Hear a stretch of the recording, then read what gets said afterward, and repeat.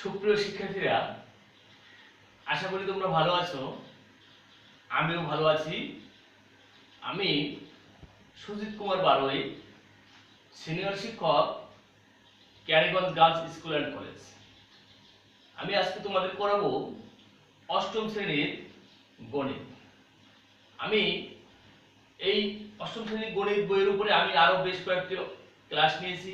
তো বিশেষ করে গত 4টি ক্লাস নিয়েছিলাম আমি 4.3 অনুশীলনের উপরে উৎপাদক। কারণ উৎপাদক যদি আমরা না বুঝি তাহলে কিন্তু অন্য অঙ্ক আমরা করতে পারবো না। তো চলো আমরা আজকে 4.4 নিয়ে আলোচনা করব। তো 4.4 এ দেখা যাচ্ছে আমাদের লসাগু এবং গসাগু রয়েছে। তো ঠিক আছে, চলো আমরা লসাগু গসাগু কিভাবে করব সেই নিয়মগুলো আগে শিখে নিই। তো আমরা এর আগে অর্থাৎ 6, 7, 8 বা প্রাইমারি লেভেলে আমরা কিন্তু লসাগু গসাগু করেছি। তারপরে একটু দেখি যে আমরা আসলে ভাগ প্রক্রিয়ায় ম্যাক্সিমাম ক্ষেত্রে আমরা লসাগু গসাগু শিখেছিলাম আগে, কিন্তু এখন উৎপাদক প্রক্রিয়া আমাদের করতে হবে। ধরো এখানে আমি 10 একটি সংখ্যা নিলাম, 12 একটি সংখ্যা নিলাম। আমরা আগে গসাগু করতাম কিভাবে? আগে আমরা গসাগু করতাম এই বড় সংখ্যাটি দিয়ে ছোট সংখ্যাটিকে ভাগ দিতে হবে। অর্থাৎ আমরা করতাম 10 দিয়ে যদি আমি 12কে ভাগ দেই, দেখো 12কে ভাগ দেই, 10 একে 10 থাকে কত? একবার গেল থাকে 2। এই 2 দ্বারা আবার 10কে ভাগ দিলে 5 দুগুণে 10, 0। অর্থাৎ যতক্ষণ ভাগশেষ 0 না হয় ততক্ষণ কিন্তু আমরা ভাগ চালিয়ে যেতাম। তো এখন আমরা যে তাহলে এখানে গসাগুটা কত হতো?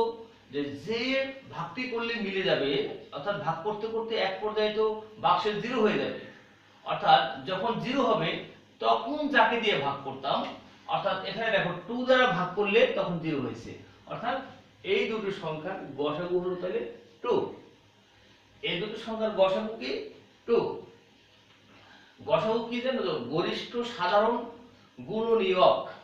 মনে রাখতে হবে গুণিতক আর গুণনীয়ক দুটো জিনিস কিন্তু তোমরা গুলিয়ে ফেলো অনেক ক্ষেত্রে। তো সেক্ষেত্রে কিন্তু এটি করা যাবে না। গুণনীয়ক আর গুণিতক, গসাগুর বেলায় হলো গুণনীয়ক। তো এখন দেখো আমরা 2 এই ভাগ প্রক্রিয়ার মাধ্যমে আমরা 10 এবং 12 এর গসাগু পেলাম কত? 2। তো এবারে আমরা যদি এইগুলোকে উৎপাদক প্রক্রিয়ায় করি, দেখো এখানে আমি 10 সমান সমান 5 ইন্টু 2 আর 12 সমান দেখো কত? 3 ইন্টু 2 ইন্টু 2। ঠিক আছে না? দেখো 5 দুগুণী 10 আর 3 দুগুণী 6 দুগুণী 12। ঠিক আছে, এখন আমি 2 কিভাবে পেলাম?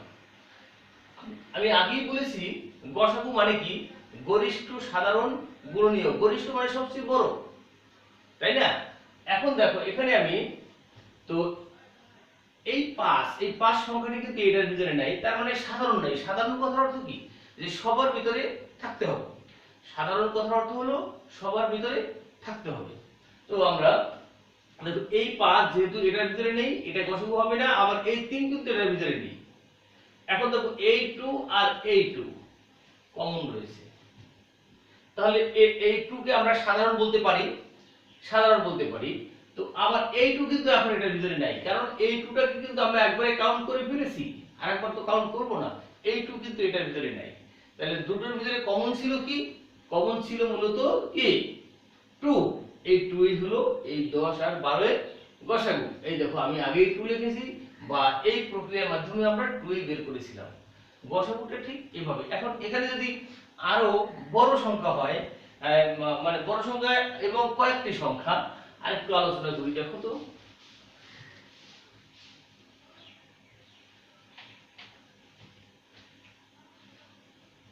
মনে করো 9, তারপরে 9, তারপরে আমরা দিব কত?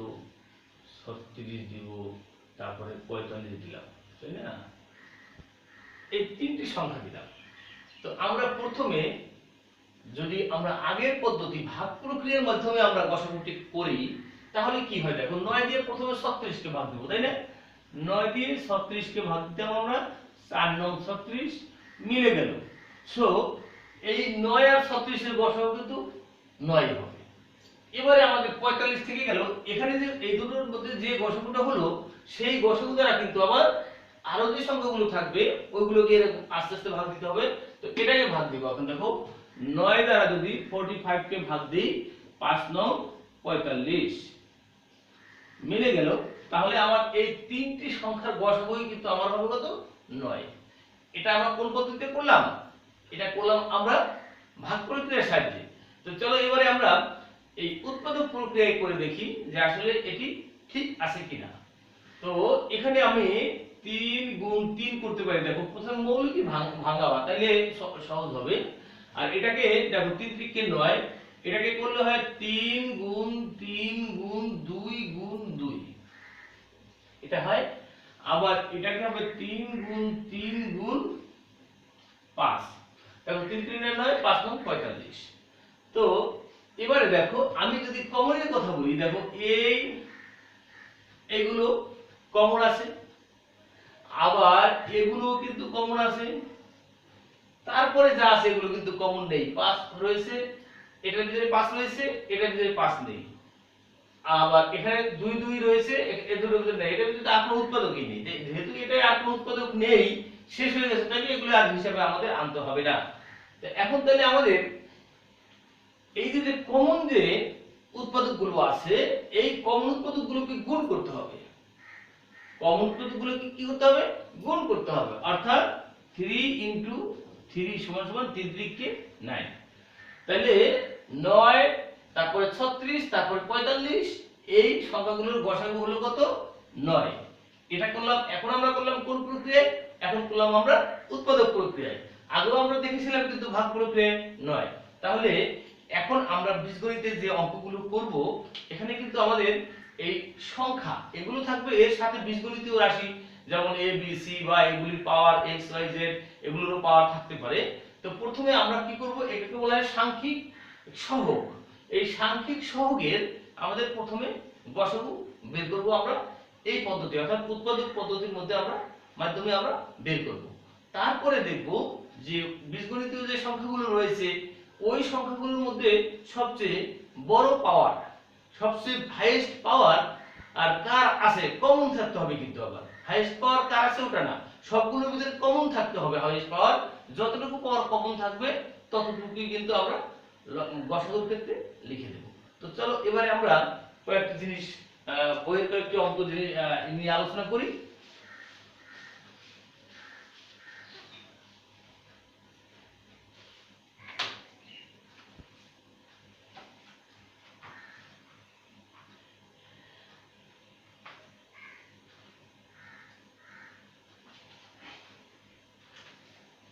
এখানে ধরো 13 নম্বর অঙ্কটি রয়েছে অনুশীলনী 4.4। এটা হলো অনুশীলনী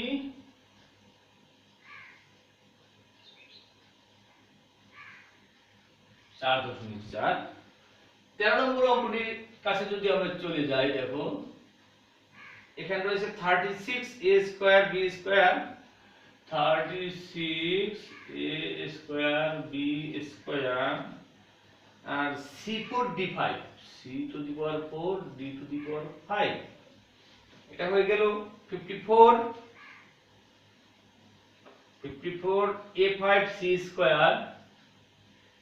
a5c² d⁴ এবং 90 a4 b³ c²। দেখো আবার একবার মিলিয়ে দেখো অঙ্কের সাথে 36a² b² c4 d5 তারপরে 54a5 c² d4 এবং 90a4 b³ c²। ঠিক আছে, আমরা সেই পদ্ধতি তুলতে পেরেছি। এখন এখানে দেখো আমাদের কি করতে হবে? এখানে এই সংখ্যাগুলোর গসাগু আমাদের আগে বের করে নিতে হবে। এটার 90, তাই না?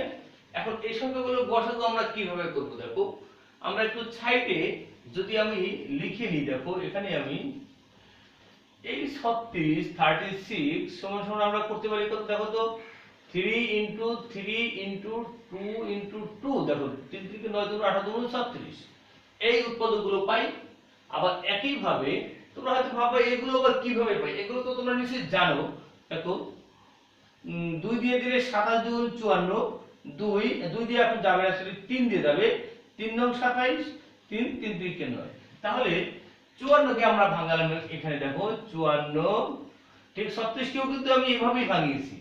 54 কে আমি লিখতে পারি 3 ইনটু 3 ইনটু 3 ইনটু 2, দেখো 3 3 9 3 9 27 দুগুণ 54, ঠিক আছে। এবং 90, তাই না, 90 কে যদি আমরা আবার ভাঙাই কিভাবে দেখো, 90 কে যদি আমি ভাঙাই, প্রথমে যেহেতু 0 আছে 2 দিয়েও দিতে পারো, আবার 5 দিয়েও দিতে পারো। তো 2 দিয়ে দিলে 45 দুগুণ 90, শেষে 5 আছে এজন্য 5 দিয়ে ভাগ দিতে হবে, 5 নং 45, 3 3 কে 9।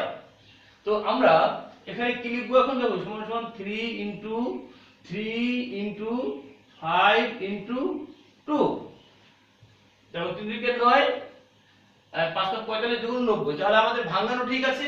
এবারে আমরা দেখো কমন, দেখো এখানে এই এই এই তিনটি কমন আছে, এই তিনটি কমন আছে, আর এই 2 এই তিনটি জিনিস কমন আছে, তাই না, এই তিনটি জিনিস কমন। তাহলে ওই তিনটি জিনিস যদি আমরা গুণ করি, দেখো 3 ইনটু 3 ইনটু 2, 3 থেকে 9 দুগুণী 18, তাই না, 18। তাহলে এই তিনটি সংখ্যার গসাগু হবে 18। তাহলে আমরা লিখব, তো এখানে লিখব তাহলে যে 36, 54 এবং 90 এর গসাগু সমান কত, 18, গসাগু 18। এটুকু বুঝতে তো আর তোমাদের প্রবলেম নেই, তাই না, কারণ আমরা এই ভাগ করে উৎপাদক করে তারপরে যতগুলো কমন থাকবে, এই মৌলিক উৎপাদক যদি আমরা বিশ্লেষণ করলাম, যতগুলো কমন থাকবে কমন গুলো সব গুণ, বাস গসাগু হয়ে গেল। এবারে আমরা দেখো আমরা ওই গসাগুটি লিখলাম, অর্থাৎ সংখ্যা এত এবং এত এবং এত এর গসাগু কত, 18। এবারে আমাদের সংখ্যাগুলো দেখো, এখানে এই বলছিলাম আগে যে বীজগণিত যে সংখ্যাগুলো থাকে, রাশিগুলো থাকে, এগুলো সর্বোচ্চ সাধারণ ঘাত। শুধু সর্বোচ্চ বললে কিন্তু হবে না, সবগুলোর ভিতরে থাকতে হবে। যেমন এখন লিখবো যে রাশি তিনটিতে বা রাশিগুলিতে, এখানে লিখি রাশি গুলোতে এ এর সর্বোচ্চ সাধারণ ঘাত, এ এর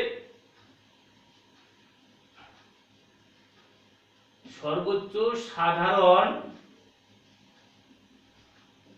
ঘাত, ঘাত কত দেখো তো, এ রয়েছে এখানে a স্কয়ার, এখানে আছে a5, এখানে আছে a4।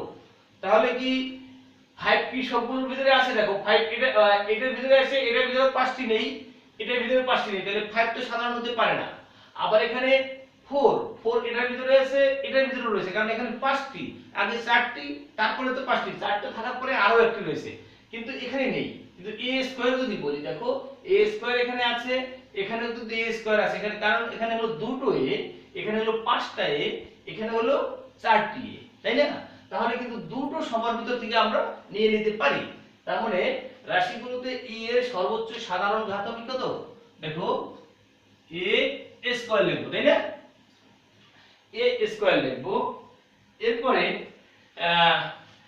এর সর্বোচ্চ সাধারণ ঘাত, আচ্ছা শুধু যদি ঘাত বলি আমরা, তাহলে আমরা শুধু স্কয়ারও দিতে পারি, শুধু স্কয়ারে দিতে পারি। তো আবার রাশিগুলোতে দেখো b এর সর্বোচ্চ সাধারণ ঘাত আছে কত, সর্বোচ্চ সাধারণ ঘাত আছে আবার b আছে স্কয়ার, এখানে কিন্তু b নেই, এখানে b আছে, তাহলে এখানে আমাদের কিন্তু এখানে আমরা নাই লিখব, তাই না, এখানে কিন্তু নাই। দেখো b এটার ভিতরে আছে, এটার ভিতরে নেই, এটার ভিতরে আছে, যদি কোনোটার ভিতরে না থাকে তাহলে তো সাধারণ হতে পারে না। তো রাশিগুলোতে আমরা লিখব c এর সর্বোচ্চ সাধারণ ঘাত, দেখো c এখানে কিন্তু সর্বোচ্চ সাধারণ ঘাত লেখা হয়েছে, কিন্তু ঘাত সহ আমার যে ভিত্তি আছে ভিত্তি সহ কিন্তু লিখতে হবে এখানে, শুধু ঘাটতি লিখতে হবে না। তো সি সি আছে এখানে 4, এখানে আছে স্কয়ার, এখানে আছে স্কয়ার, তাহলে কমন আছে কি? তাহলে কমন রয়েছে স্কয়ার, তাহলে আমি এখানে স্কয়ার লিখতে পারি। এরপরে দেখো ডি, ডি আছে 5, ডি আছে 4, আর এখানে কিন্তু ডি নেই, তাইলে এই রাশিগুলোতে ডি এর সর্বোচ্চ সাধারণ ঘাত সমান কি হবে? ডি কিন্তু নাই, তাহলে নাই তো নাই, অর্থাৎ এ দুটো থাকবে না। তাহলে আমাদের টোটাল গসাগুটি আমাদের কি দাঁড়াবে দেখো। সুতরাং নির্ণয় গসাগু এখানে আমরা তাহলে লিখতে পারি যে, তাহলে এখন আমাদের এইগুলোর এই যে বীজগণিত রাশিগুলো আছে এই জিনিসগুলোর গসাগু কিন্তু হবে a স্কয়ার আর c স্কয়ার, a স্কয়ার আর c স্কয়ার। তো সেক্ষেত্রে আমরা যদি আমি ওটুকু লিখি, এইটুকুই লিখি দেখো। সুতরাং এই যে a square b square c to the power 4 d to the power 5, তারপরে a টু দি পাওয়ার 5 আর c স্কয়ার আর d টু দি পাওয়ার 4 এবং a4b কিউব c স্কয়ার এর গসাগু সমান সমান কত দেখো তো। আমি একটু ডান পাশে একটু মুছে ফেলি। এর গসাগু হবে a স্কয়ার আর c square, a square c square. তো এখন এই গসাগুটি হলো কাদের? গসাগুটি হলো শুধু এইটুকু এইটুকু এইটুকু, তাই না? এখন আমি যদি টোটাল গসাগুটা বের করতে চাই তাহলে কিন্তু এই 18 দিতে হবে, তাই না? সুতরাং নির্ণয় গসাগু, সুতরাং রাশি তিনটির গসাগু সমান কত? 18 কত? a square c square. তো আশা করি অঙ্কটি বুঝতে পেরেছো তোমরা। তো এখন একটু অঙ্কটি তুলে ফেলো তোমরা, দেখো তো কোনো সমস্যা আছে কিনা বুঝতে।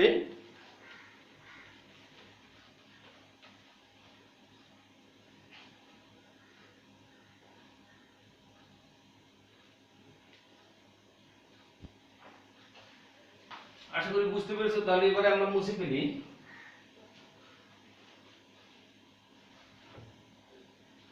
এখানে দেখো আমি এভাবে যে লিখলাম এভাবেও আবার লেখা যায়, সেটা কি কেমন দেখো।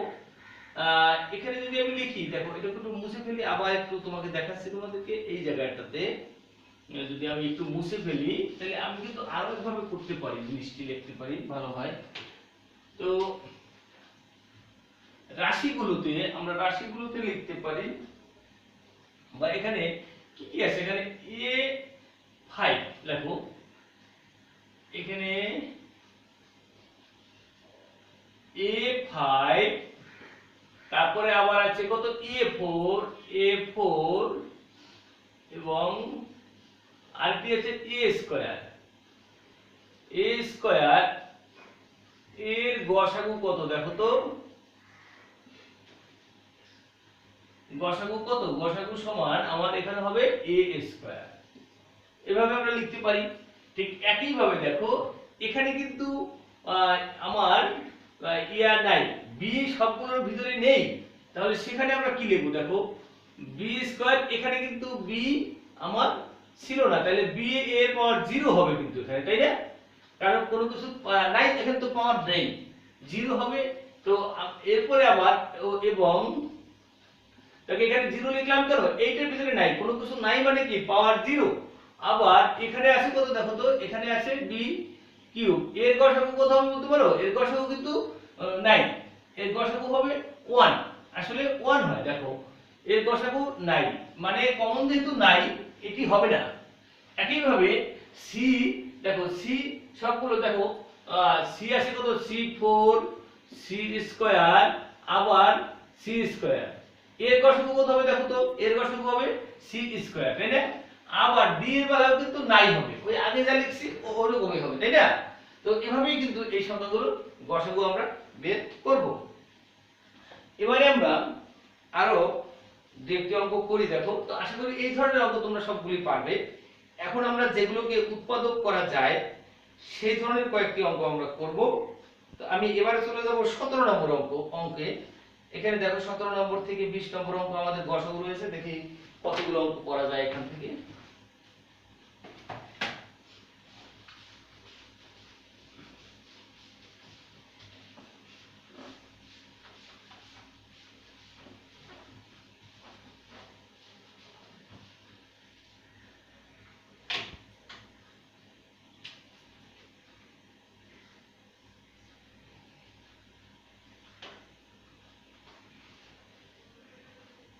x স্কয়ার মাইনাস 3x, দেখো x স্কয়ার মাইনাস 3x, আবার হলো x square minus 9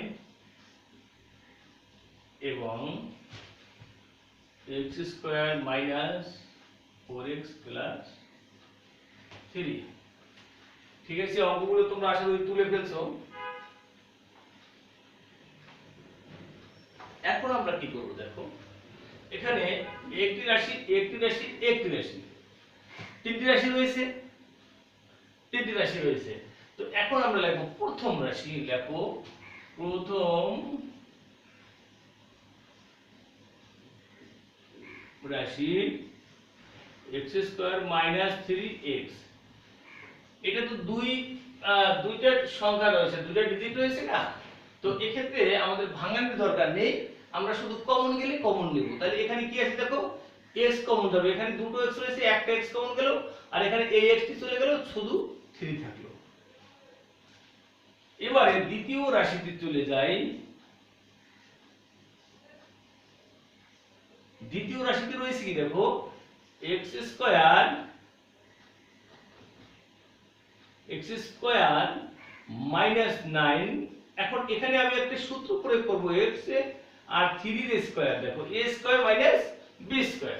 a square minus b square সূত্রটি নিশ্চয়ই তোমাদের মনে আছে, a plus b into a minus b, অর্থাৎ x plus 3 into x minus 3, x plus 3 into x minus 3। এরপর যে তৃতীয় রাশি লিখি, দেখো তৃতীয় রাশি সমান x square minus 4x plus 3। এবারে দেখো আমরা এই 3 কে যদি ভাঙাই, দেখো 4 কিভাবে করব, 3 কে যদি ভাঙাই 3 দিয়ে, 3 × 3, আমরা যখন 4.3 করেছিলাম তখন কিন্তু এই ধরনের ভাঙানো আমরা দেখিয়েছিলাম। তো এখন দেখো 3 কে ভাঙে 3 আর 1, এই দুটো উৎপাদক কিন্তু আমরা পাই, উৎপাদক পাই। এখন দেখো এই দুটোকে যদি যোগ করি, 3 আর 1 যোগ করলে কি হবে, যোগ করলে 4 হয়ে গেল, তাই না? যোগ করলে আমরা কত পাবো, 4 পাবো। তাহলে আমরা যোগ করব। তো এখন যোগ করলে চিহ্ন কি দেব, দেখো চিহ্নটি কি দেব, আমি বলেছিলাম ওই রাশিতে যদি যোগ করা হয় তাহলে মাঝেরটির যে চিহ্ন আছে, এখানে যে মাঝের সংখ্যাটির যে চিহ্ন আছে, যোগ করলে ওই একই চিহ্ন দুটি ডিজিটে আমরা বসিয়ে দেব। তাহলে আমরা এখানে লিখব কি দেখো, minus 3x minus x plus 3। তো এবারে আমরা কি এখান থেকে কমন নিব আর এখান থেকে কমন নেব, তাই না? এখান থেকে কমন নিলে কি হবে দেখো, x স্কয়ার থেকে যদি আমি x কমন নেই, x কমন গেলে আরেকটি x থাকবে, মাইনাস এখান থেকে কমন গেলে 3 থাকবে। আবার এখান থেকে তো কোনো কিছু কমন যাচ্ছে না, তাহলে -1 কমন নিব আমরা, -1 কমন নিলাম, x মাইনাস 3। তো ঠিক আছে, দেখো এবারে আমরা এই x মাইনাস 3 এই দুটো যদি আমরা কমন নেই, দুটো থেকে একটি x মাইনাস 3 যদি কমন নিলাম, আর এখানে থাকবে x আর এখানে থাকবে -1, x মাইনাস 1। এটুকু হলো আমাদের, কি করলাম আমরা, এই রাশিগুলোকে আমরা উৎপাদক করলাম বা কমন নিলাম, তাই না? এবারে আমরা গসাগু নির্ণয় করব। দেখো গসাগু বলছি কি, আগে যে জিনিসগুলো কমন থাকবে সেই কমন জিনিসগুলো কমন নেওয়ার পরে গুণ করতে হবে, তাই না? তাই সুতরাং নির্ণয় গসাগু দেখো কত হবে, সুতরাং নির্ণয় গসাগু, এখানে দেখো এই x টি এখানে গুণাকারে আছে, x কিন্তু একটা উৎপাদক, এখানে দুটো উৎপাদক পেয়েছি, এখানে দুটো উৎপাদক পেয়েছি, এখানেও দুটো উৎপাদক পেয়েছি। এখন এই x এরকম x কিন্তু এখানে নেই, এখানেও নেই, তাহলে ওটি হবে না। এখানে রয়েছে কি x - 3, আবার এখানে রয়েছে কি দেখো x - 3 আছে, এখানে কিন্তু x - 3 আছে, তাহলে আমি x - 3 লিখতে পারি। এরপরে দেখো এখানে কিন্তু উৎপাদক শেষ হয়ে গেল, কারণ x আর তো আর ভিতরে নেই, আর এই আরেকটি ছিল উৎপাদক শেষ। যদি কোনোটি উৎপাদক শেষ হয়ে যায় তাহলে কিন্তু আর আমাদের হিসাব করার দরকার নেই যে গসাগু আরো আছে কিনা, কারণ x আমি দেখেছি x কোথাও নেই, তার মানে এটা শেষ, এটা হিসাব শেষ। আবার x - 3 করলাম, এদিকে দেখলাম যে x - 3 সবগুলোর ভিতরে কমন আছে, আরো একাধিকও কিন্তু থাকতে পারতো, কিন্তু এখানে নেই। তো সুতরাং আমাদের আর আগাতে হবে না, কারণ এই একটা রাশিতে দেখলাম উৎপাদক সংখ্যা সব শেষ হয়ে গেছে, এজন্য আমাদের সামনে আর না গেলেও চলবে। দেখো আগালে লাভ কি, দেখো এখানে x + 3 আছে, এটার ভিতরে x + 3 নেই, তার মানে এটা তো শেষ হয়ে গেছে। আবার এটার ভিতরে নেই, তাহলে এটি হবে না। আবার এখানে রয়েছে কি x - 1, এই x - 1 এখানে আছে, কিন্তু আবার এটার ভিতরে নেই, এটার ভিতরে নেই, সুতরাং এটা তো সাধারণ হতে পারে না। সাধারণ মানে কি? সাধারণ মানে সবগুলোর ভিতরে যে উৎপাদকটি আছে সেটিকেই আমরা সাধারণ বলব। তো আমরা এখানে দেখো আর কয়েকটি অঙ্ক আছে, যদি আমি করি আজকের ক্লাসে করে দিই তাহলে ক্লাসটি অনেক বড় হয়ে যাবে। তোমাদের জন্য আমি আগামী ক্লাসে এই বাকি অঙ্ক কয়েকটি করিয়ে দেব। তো তোমরা আজকে এ পর্যন্তই থাকো, আগামী ক্লাসে আশা করি তোমরা আবার উপস্থিত হবে।